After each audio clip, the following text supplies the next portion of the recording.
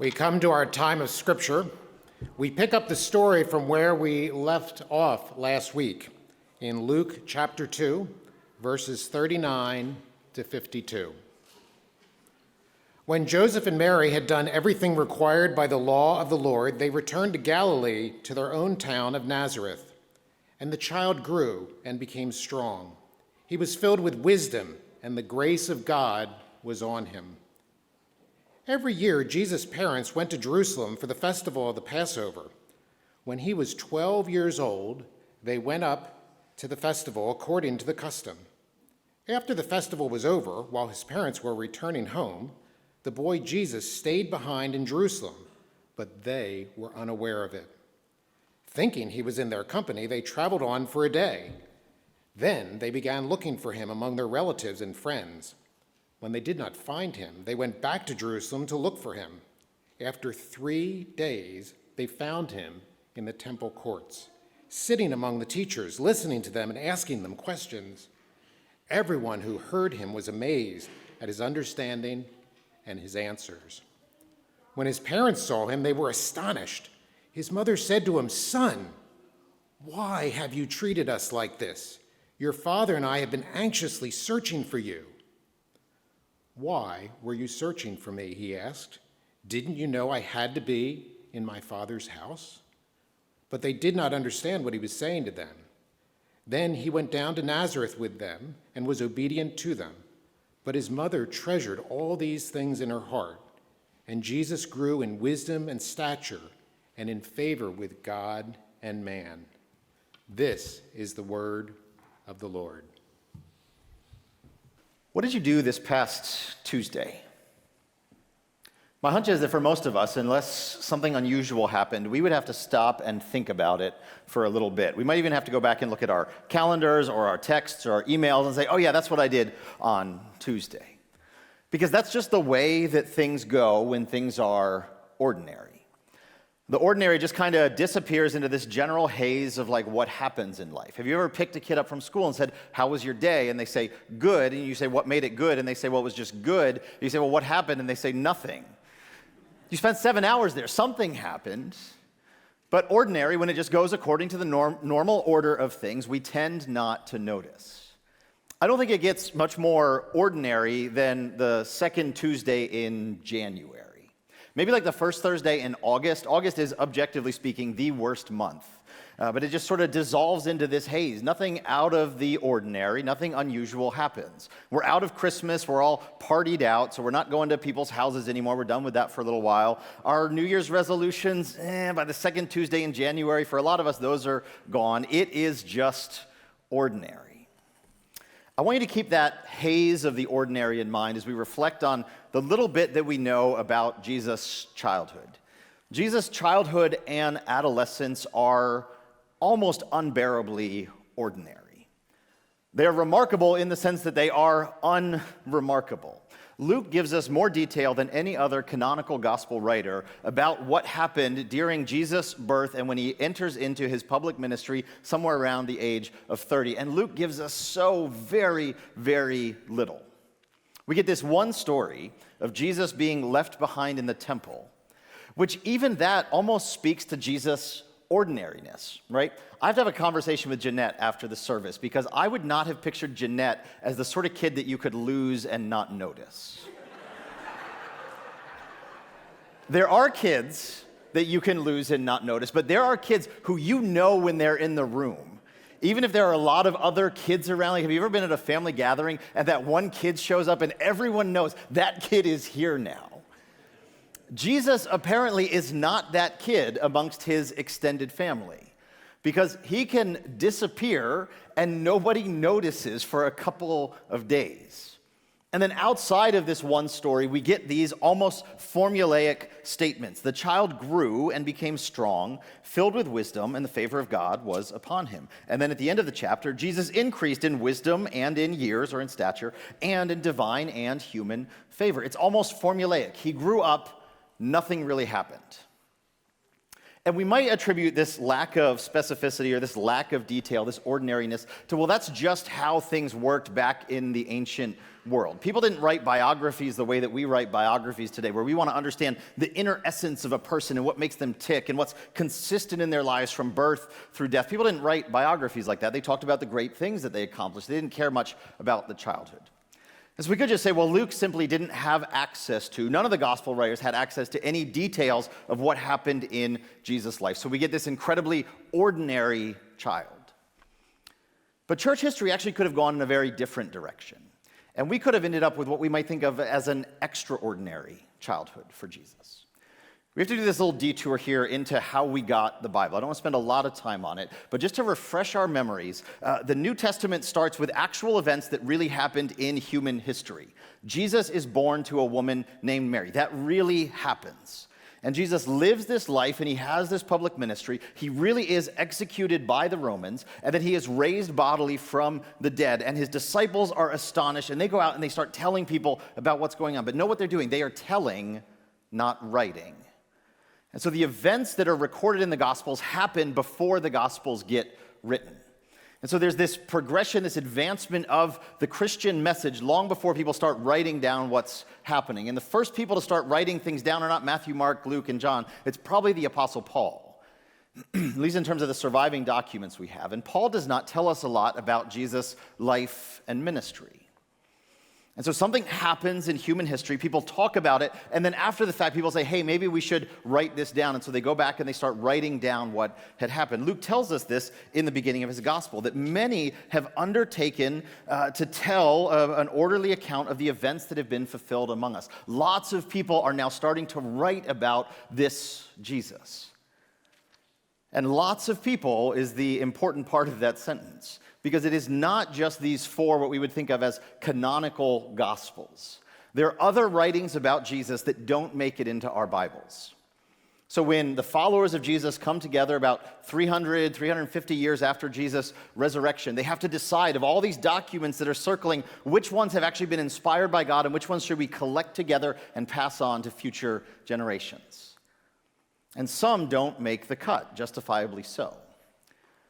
But they survive in history. So there's one document called the Infancy Gospel of Thomas. It's not written by Thomas, but it's associated with Thomas because of his belief and his doubt and this whole movement that rises up. And it tells stories purportedly from Jesus' childhood, but I don't think they're stories that actually happened.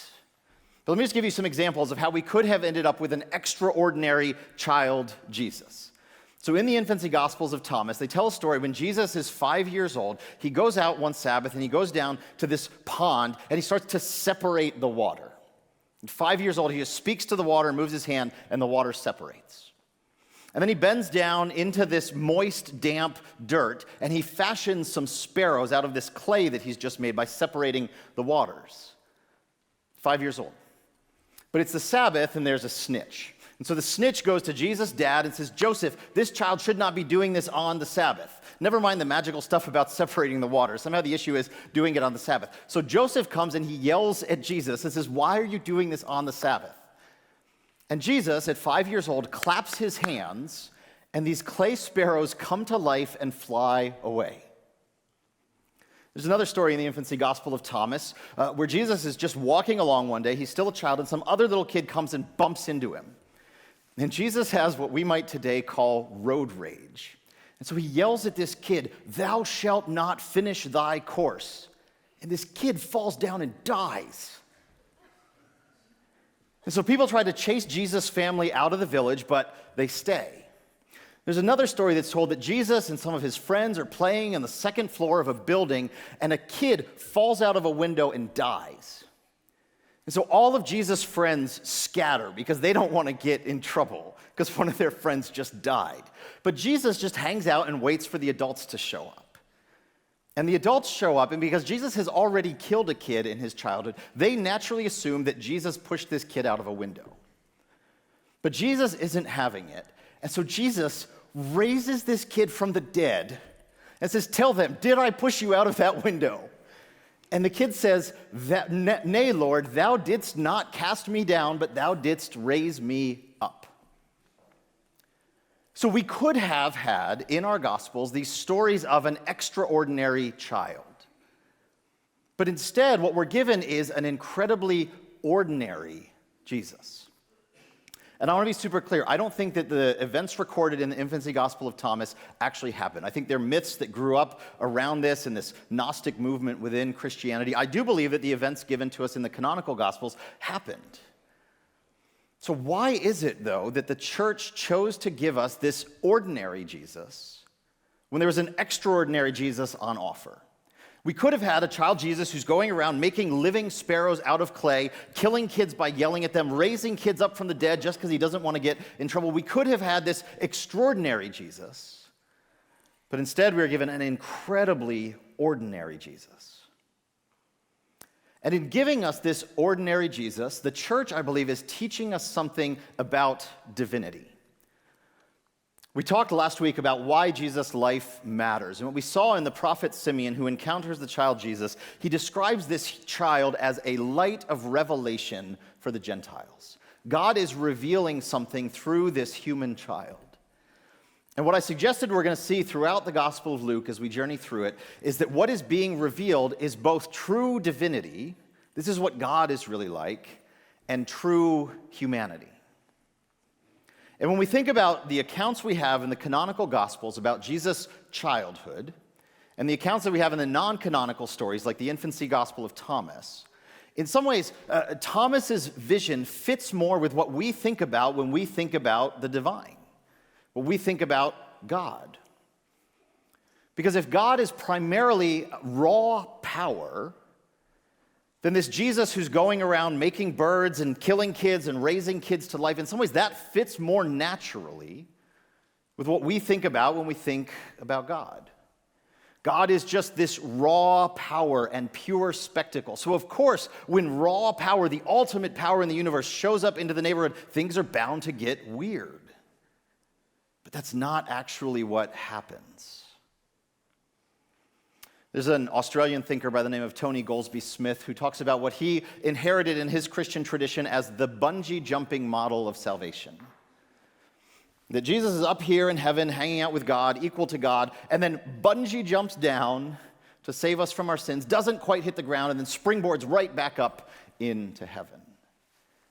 And it can be easy to think about Jesus in these terms, to think about a divine Jesus. And in some ways, we have gone to great lengths, especially in the modern era when belief in God is sort of contestable, to say, no, this Jesus really was divine. And so we emphasize the divinity, the power, the spectacle. But this divinity is not actually, divinity understood as power and spectacle is not actually what we're given in these opening chapters of the canonical Gospels. It's just a child who grows, becomes strong, is filled with wisdom, the favor of God upon him, increases in wisdom and years in divine and human favor. And, Luke is telling us, this is God.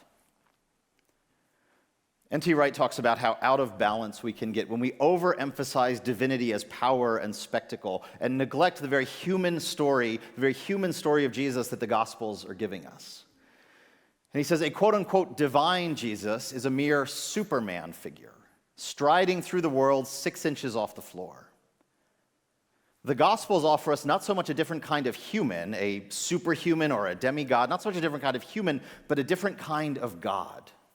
A God who, having made humans in God's own image, will most naturally express himself in and as that image-bearing creature.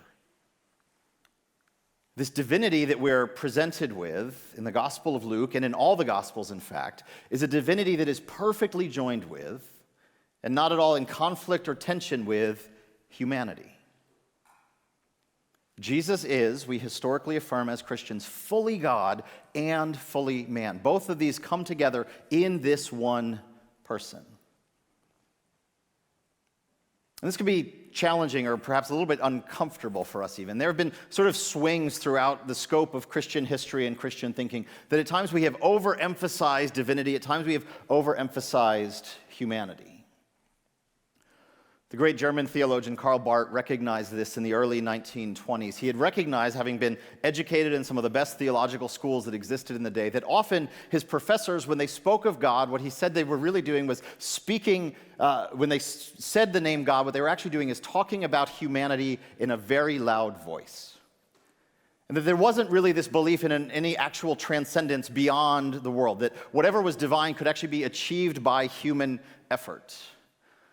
And so Karl Barth tried to chart a course correction, and he dared people to speak the great name God. So he began to emphasize attributes like God's total otherness, the fact that there's almost no analogy that can be drawn between humanity and God. And God's total sovereignty, that God is utterly beyond any human agency or capacity. Barth and many other theologians began to emphasize this, to say we need to reclaim the capacity to talk about the divine as divine, not just speaking of humans in a very loud voice. But after 40 years and another world war and a Holocaust, even Karl Barth began to recognize that he had perhaps missed the mark just a little bit. So in 1960, he gave an address entitled The Humanity of God. This Karl Barth, who had gone to such great lengths to speak the great name God, to speak of God as almost incomprehensibly other, recognized the need for a course correction. And he said, in Jesus Christ, there is no isolation of man from God, nor of God from man. And so Barth recognized that to speak the great name God, to speak of God properly, we need to speak of Jesus Christ. And so, well, yes, we can affirm God's sovereignty and God's power and God's authority and God's otherness and God's difference. We can do all of that, and we bring all of that into this man, Jesus Christ. Divinity becomes ordinary. And what I want to invite us to think about is that this does not denigrate or diminish God's divinity.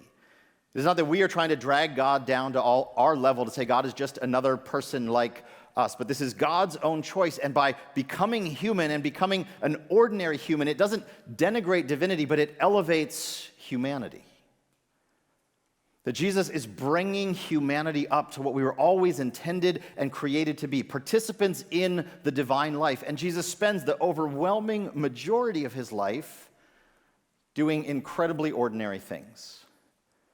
Things that don't merit mention, things that aren't worthy to be remarked upon, things that don't end up in our Gospels. Jesus spends almost 30 years of his life in anonymity, doing ordinary things.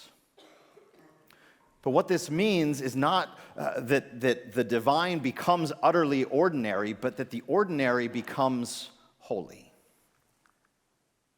The ordinary becomes holy. The philosopher Charles Taylor speaks of this as an affirmation of ordinary life. And it is a long process. It is not that God is incarnate in the person of Jesus and all of a sudden everyone recognizes that all of human life is holy and sacred. It is a long process. Taylor points to really the period of the Reformation that really brings this to the foreground. Because what had happened in the church is there had been this kind of splitting. There were higher vocations and lower vocations. So monks and nuns and priests, they were real Christians, and the work that they did somehow was supposed to sanctify or make holy the whole of the community. But there were other people who engaged in these profane things, like normal, ordinary, average things that had very little to do with the Christian life. But what emerges in the Reformation and with Christian humanism is this recognition, what Charles Taylor calls the claim that ordinary life, the life that the vast majority cannot help leading, the life of production and the family, work and sex, this life is as holy, as hallowed as any other. The ordinary is elevated to become holy. Because Jesus entered into this ordinary life, he elevates the status of the ordinary. The ordinary becomes an opportunity for an encounter with the divine. Gregory the theologian, an Orthodox thinker in the 4th or 5th century, was fond of saying that which Christ did not assume, he did not redeem, or he did not heal. And so the claim that Christ is fully human is a claim that's saying that Christ assumes everything about our humanity so as to heal it. And Christ assumes even the ordinary, mundane, boring parts of life, and he heals them. He redeems them. He elevates them and makes them holy. Eugene Peterson, I think more than a lot of modern thinkers, really seem to grasp this and get hold of it. This is how he translates Romans 12 in the Message. He says, this is what I want you to do. Take your everyday, ordinary life, your sleeping, eating, going to work, walking around life, and place it before God as an offering. Now, linguistically, grammatically, this is a stretch from this one Greek word zoe to extrapolate your sleeping, eating, going to work, walking around life. This is a stretch. Peterson is doing theological work, not just pure interpretation here. But I think he's grasping something profound and true about the Christian life. That in these ordinary moments, things like sleeping and eating, going to work, walking around, whatever it is we find ourselves doing on the second Tuesday in January, the stuff that just fades off into the haze, that doesn't stand out, that we don't remember, those are moments for divine encounter. Because Jesus has assumed ordinary human life. And Peterson, I think, was able to grasp this because he had some good teachers. He paid attention to some good thinkers. People like the poet Kathleen Norris, who wrote a book called The Quotidian or The Daily Mysteries, Laundry, Liturgy, and Women's Work. And she recognized that so much of what is taken for granted in life, the sort of work that historically has been offloaded onto women and seen as of lesser importance, is actually the very stuff that sustains life. Cooking, and cleaning, and laundry. And she began to recognize that these were moments, were opportunities to encounter the divine right in the midst of ordinary, everyday, average, boring, unremarkable life. She says this, she says, the Bible is full of evidence that God's attention is indeed fixed on the little things. But this is not because God is a great cosmic cop, eager to catch us in minor transgressions, but simply because God loves us. Loves us so much that the divine presence is revealed even in the meaningless workings of daily life. God cares about the little things, and God is present in the little things because of God's love for us. Peterson, the next year, the year after Kathleen Norris published that book, Peterson publishes a book, and he says this. He says, God's great love and purposes for us are all worked out in messes in our kitchens and backyards, in storms and sins, blue skies, the daily work and dreams of our common lives. So the real encounter with the divine is not moments of the spectacular or the extraordinary, the remarkable. Yes, God can and does show up in those ways, and we're going to see a lot of examples of that in the next 3 years of Jesus' life that we're going to focus on. But God is equally present and equally at work in the mundane, and the ordinary, the boring, and the average. God is present. Christ has assumed all of life, ordinary life, raising it up to the level of divine and creating opportunities for divine encounters right in the midst of our everyday eating, sleeping, going to work, walking around lives. The book that this quote from Peterson comes from, he entitled, Christ Plays in 10,000 Places. And the title of the book comes from a poem by a British Catholic poet named Gerard Manley Hopkins, who writes profound poetry about the spiritual experience. And so I want to close by sharing with you the poem from which Peterson takes this title. It's called As Kingfishers Catch Fire. Manley Hopkins writes, as kingfishers catch fire, dragonflies draw a flame. As tumbled over rim and roundy wells stones ring, like each tuck string tells, each hung bell's bow swung, finds tongue to fling out its broad name. Each mortal does one thing and the same, deals out that being indoors each one dwells, selves, goes itself, myself, it speaks and spells, crying, what I do is me, for that I came. I say more. The just man justices, keeps grace that keeps all his goings graces, acts in God's eye what in God's eye he is, Christ. For Christ plays in 10,000 places, lovely in limbs, and lovely in eyes not his, to the Father, through the features of men's faces. Would you pray with me? Gracious and merciful God, we give you thanks that because Christ assumed this one ordinary, average life, he is now able to be found in all of our lives.